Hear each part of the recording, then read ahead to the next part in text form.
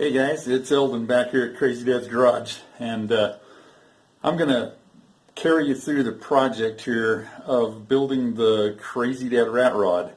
And I've talked about it already on the intro to this project series, but all I've got is a bunch of still photos of this process, and I was going to break them up into sets and walk you through each of the different steps of the thing, but I realized I'd probably bore you to tears if I did that. So I'm going to put them all together here in a slideshow and cover the whole process from the start to where I'm at right now. And I've got it to where it's pretty well all together. I just need to wire it and rebuild the brake system, which I've been assembling but haven't put new parts in it. And a few different things like that. And I'm going to walk you through that as I get going here. I'll do a bunch of still shots here, and then I'll break in and do a little description in a couple different places just to kind of spice the thing up a little bit. But this has been a super fun project, and it fits in the Crazy Dad's Garage low buck fun with old cars genre because I haven't spent much money on it so far. I'm quite sure I've spent less than $1,000 on it. It's been amazing to me as I've gone through doing this. Nearly every piece that I need, I had somewhere in my collection of parts and old cars and stuff like that. And the thing's just falling together. And I don't know, I may spend another $500 to $1,000 on it by the time it's actually on the road. I don't know, but still, I'm going to have what I think is a really cool old hot rod for a couple $1,000 at tops. And I am super pleased with that. And so I'm going to launch into it here. The first series of pictures here are kind of going to be a repeat of the intro video that I did. But it's going to start in and show you the pile of parts that I started with and what was kind of the inspiration for the project. And you go through that, and then I think I'll tell you right now about the process of modifying the frame. So I took that frame and I was trying to get the look of, a short tail end on the thing and a suicide front end out on the front suspension. So I shortened the frame about 19.5 inches right behind the cab and got it all welded back together and reinforced. And then I built the entire suicide front end actually out of a lowering kit that I had for my 73 Ford F100 that I never used. And I cut the ends off of that because of a twin I-beam thing and welded a big heavy 2x2 steel tube in between them.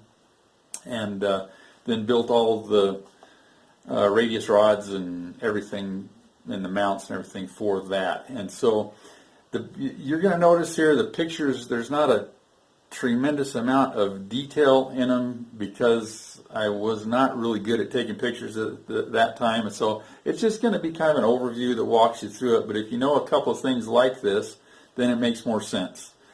So, and then on the steering, I've got an old steering box in there right now, and with a drag link and a tie rod and things. And I'm actually going to be changing that out. I'm going to go with rack and pinion steering because I've got a clearance problem between my tie rod and the bottom of my radiator. And I want to get a rack and pinion unit in there underneath the radiator so I don't have anything moving up and down to hit the bottom. So you'll see all that stuff in there, and after we kind of get to that part, then I'll come back and tell you a little bit more about what's going on from there.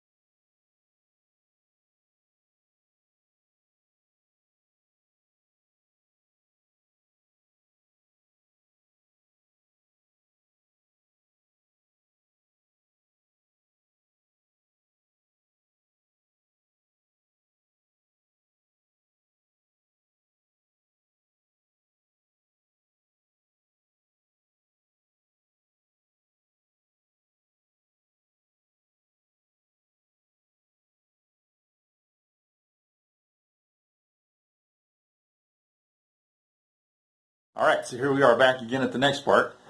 Now we start into what did I do with the body. And I started out with just a bunch of random body pieces, an old cab that was completely stripped, didn't have doors or glass or anything in it. And just by happenstance, I was driving to work one day and happened to notice that some farmer out in the back of his field had a big old 2-ton 47 Ford pickup, or it's actually what we call a spud truck for hauling potatoes in. Out in his pasture was obviously been neglected and nothing had been done with it for years and years and years. And because the cab on a 46 was the same as the 41 cab I had, I'm like, I wonder if that'll work. So I stopped by and asked him. He's like, sure, you can have it, $500. So I gave him $500, picked up a complete cab, the whole truck. But I came home and I pulled the cab off of it and I kept the hood because I thought that might be useful. And as I then got the cab onto the frame and put that hood on it, I liked the look of that. Now before, when I had my old cab on there, I had a grill shell off of an Oliver tractor that I thought was a cool look and everything, but I'd never gotten as far as getting it mounted or anything like that. So I took that off, took my old cab off, put the new cab, which was a complete cab. Everything's there, had broken glass in it, and I had to substitute the door handles and window handles were missing, so I actually substituted some little small vice grips for the door handles. And I did that temporarily, but I realized I had 4 or 5 pairs of those things, and I thought, this is cool. So I left it on there. So that's the door handles on it, on the inside. The glass, the side glass is broken in it, but for right now I don't care. It still can roll up and down, and it's there. It's just got cracks all over it, but it'll seal the truck up if I have to set it outside. So got that on there. I had a pair of bucket seats that I rescued out of a car, and I'd had them sitting around for years and years. They're nearly brand new, but just had been sitting out in my shop. So I've got them in there. I built a wooden floor to go in it because the old floor pans were fairly rusty. So I cut the worst of the rust out, put the wooden floor over the top of all of the reinforcement and everything under there, and fashioned myself a transmission hump.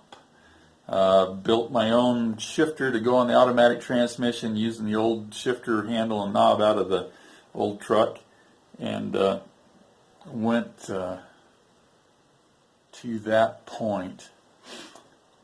And so far I've got the old steering column in there and steering wheel. I'm not sure if that's going to end up staying in the long run, but who knows, it might. The instrument cluster, you'll see one picture of it there out of the truck. I ended up taking that out because all the gauges were bad in it, and I rebuilt it.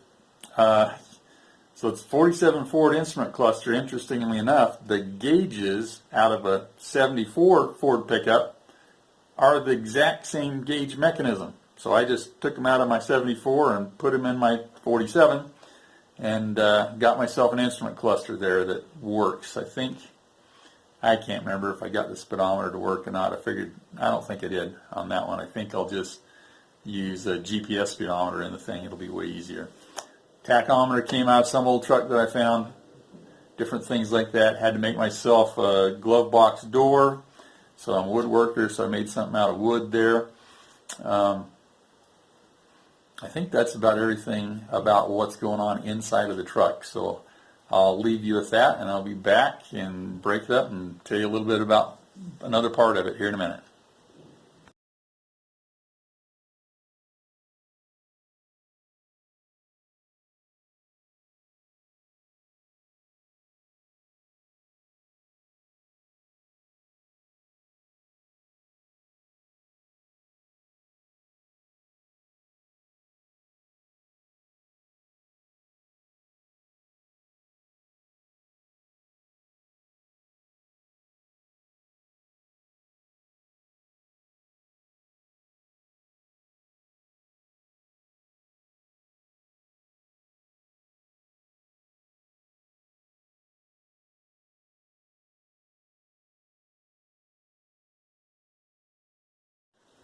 So, mechanically on the thing, for an engine transmission, I had a 350 Chevy and a Turbo 350 transmission that had come out of another project that I'd done for another guy literally 20 years ago.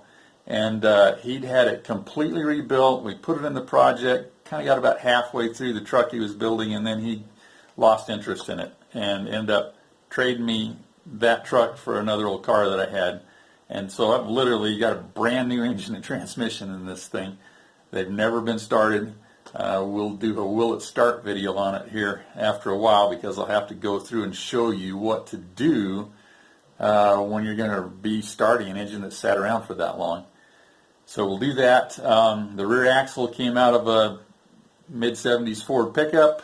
I'm not even sure what the axle ratio is in it, but it matches the front brake system. So literally the entire brake system in the whole truck comes out of, let's say, a 73 to 79 Ford F100. So the brake system, the front and back wheels all match, all that kind of stuff. So I've got all that going on. I was able to take the brake pedals out of, I think it was the same truck, and put them into this truck, you know, building some brackets and stuff. So I used the master cylinder off of that truck too. Let's see, mechanically, what else is there? I shortened the drive shaft of some kind and put in it. Oh, the radiator came out of it was a 75 Dodge, 1 ton, I think is what it was. Interestingly enough, it's exactly the same radiator that comes out of a 71 Plymouth Cuda. So if I ever need one, it's going to be a piece of cake to find a replacement for that. Yeah, there's lots of other bits and pieces, but I'm not going to bore you with the details on those. So we got those all in it. So mechanically, the thing should be pretty nice shape once we get it actually put together and on the road. So I'll leave you with that. Come back in a minute and describe a couple of the last few things on there, and we'll be ready to go.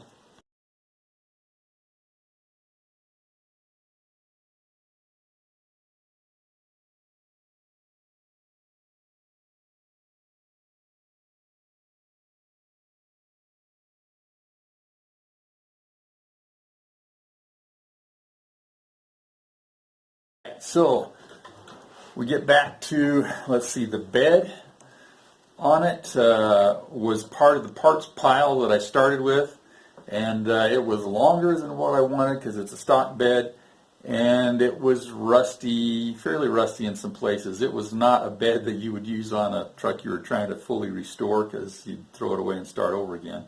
But for this rat rod, it was perfect.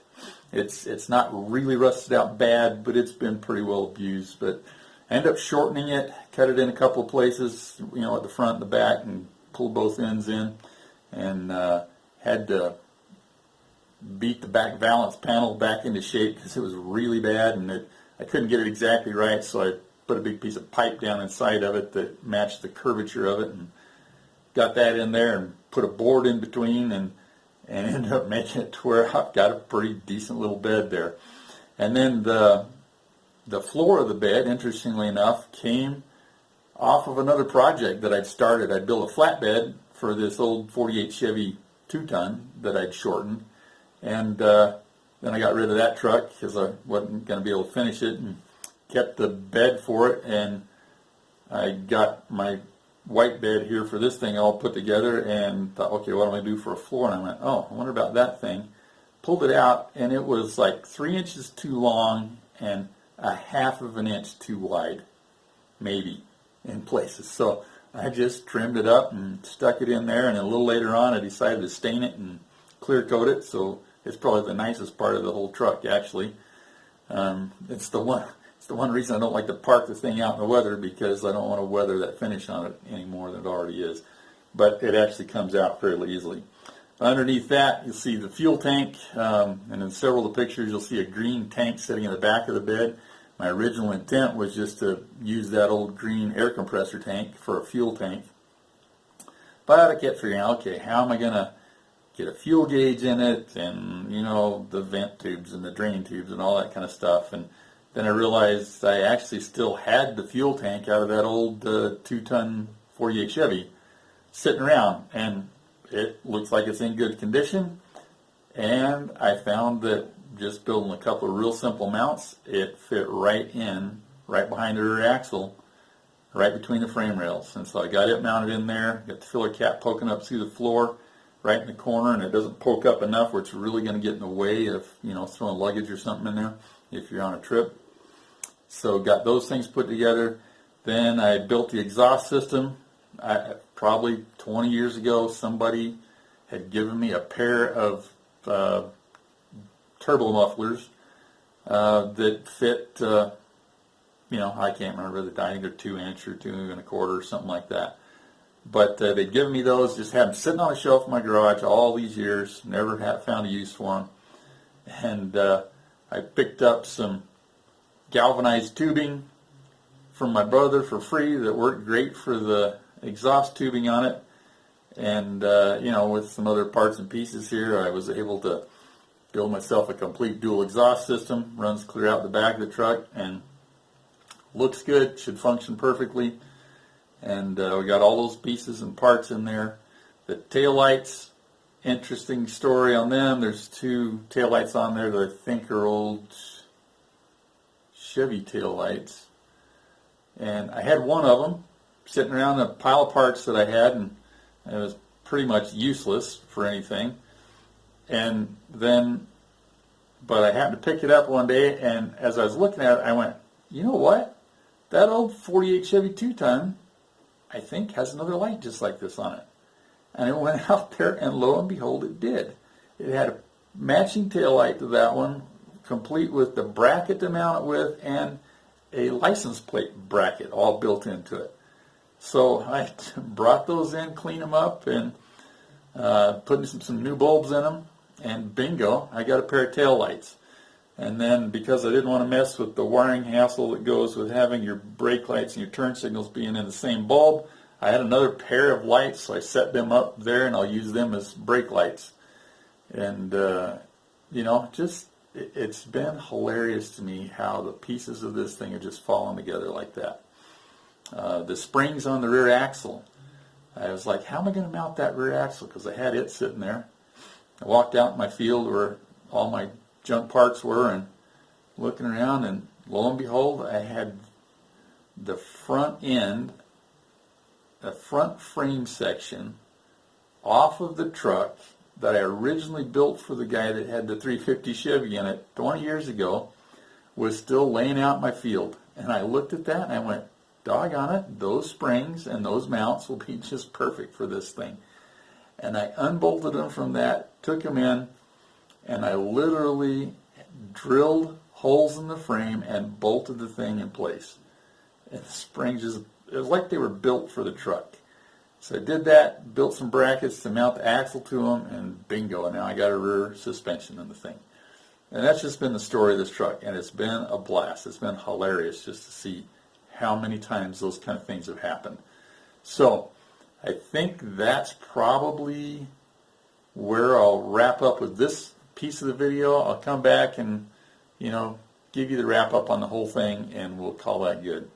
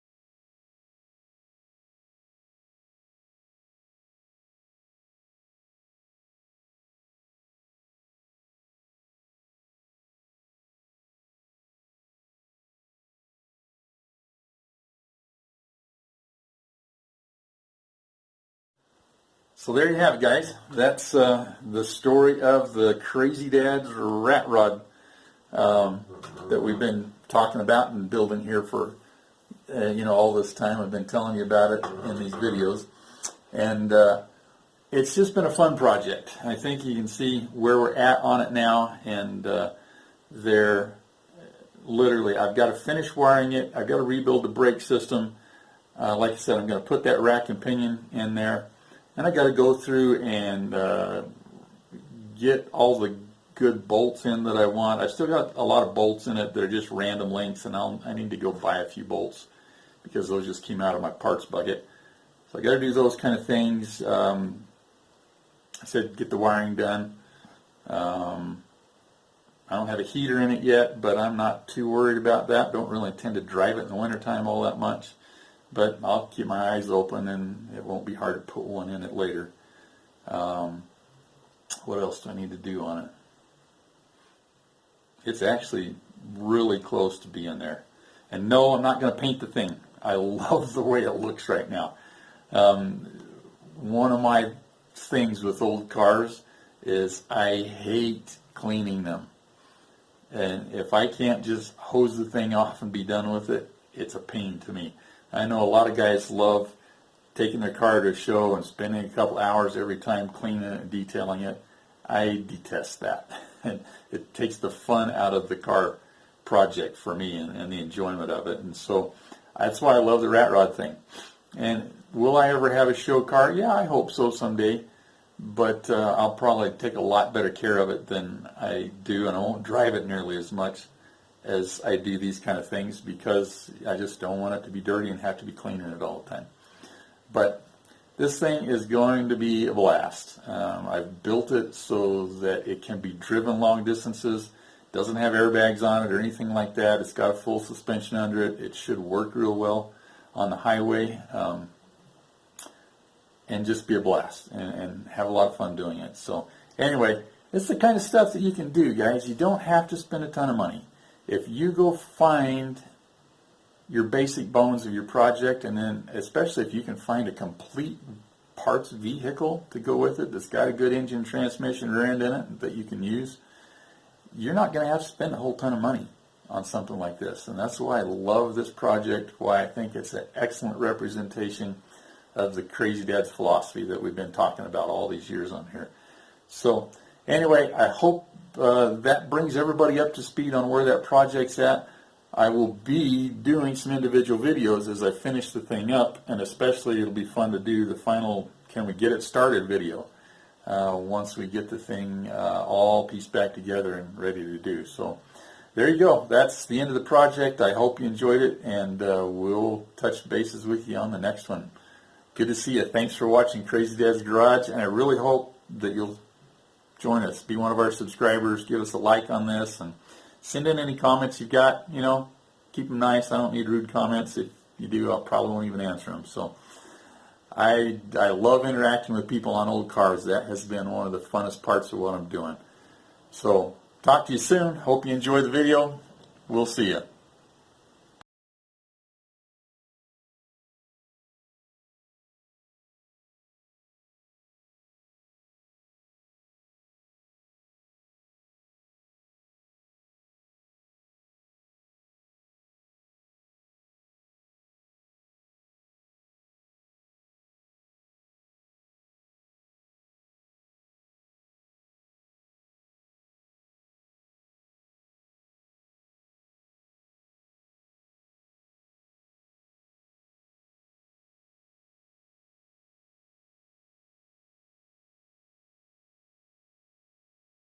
Hey, just for fun of it, I just did bookkeeping on this project here, and I am actually just just a hair over $800 that I've spent on this truck so far. So that's actually even less than I thought. I'm totally stoked about that. I don't think I will spend another $1,000 on it by the time it's on the road and drivable. And that's exciting to me. You just don't build a hot rod for $1,800. So thought I'd throw that in here.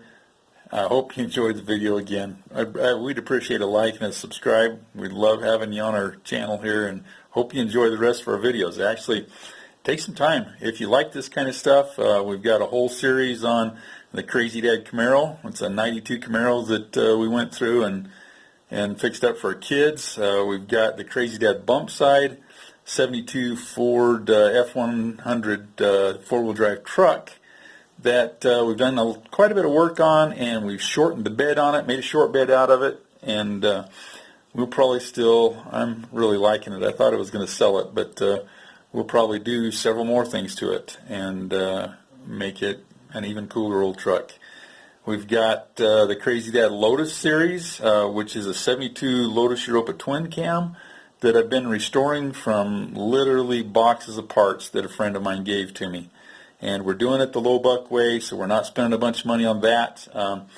Cool little fiberglass bodied mid-engined 4-cylinder 4-speed car that weighs less than 1,500 pounds, and so they're just a little rocket that handles like a go-kart. Working on that project. We've got the Crazy Dad square body, a 78 Chevy truck that we've got out there. I've done the intro on it. Haven't actually got any of the videos up on it yet, but we're working on it.